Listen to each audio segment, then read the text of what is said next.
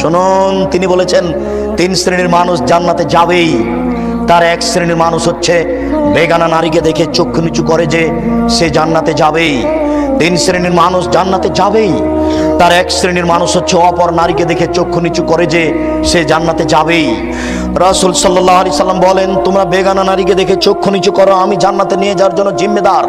তিনি বলেন, হঠাৎ যদি কোনো মহিলার উপরে চোখ পড়ে যায় তাহলে মুখ ফিরিয়ে নিতে হবে।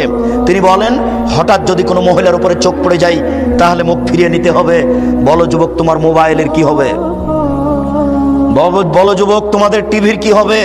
তুমি, তোমার বোন, তোমার দুলা ভাই, তোমার মা, তোমার বাপ, তোমরা 14 গোষ্ঠী মিলে এই ল্যাংটা বেশ্যালয়ের মেয়ে দেখে চক্ষু ঠান্ডা করো, কলিজা ঠান্ডা করো, তোমরা জান্নাত কিনতে চাও। এটা হয় কি করে? এটা বুঝতে পারলাম না। পতিতালয়ের রং মাখানো মেয়ে দেখে জান্নাত কিনতে চাও কি করে?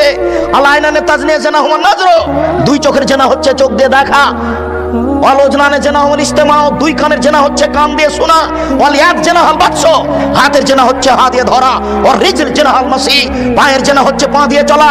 জেলাল কালব তামানা তাস্তাহি, অন্তরের জানা হচ্ছে পরিকল্পনা করা। জেনাল লিসান নুতক, জিহ্বার জানা হচ্ছে কথা বলা। এগুলো সব জেনার মাধ্যম। এইভাবে জেনা করার পরেও কি করে তুমি জান্নাতের হিসাব করতে পারো?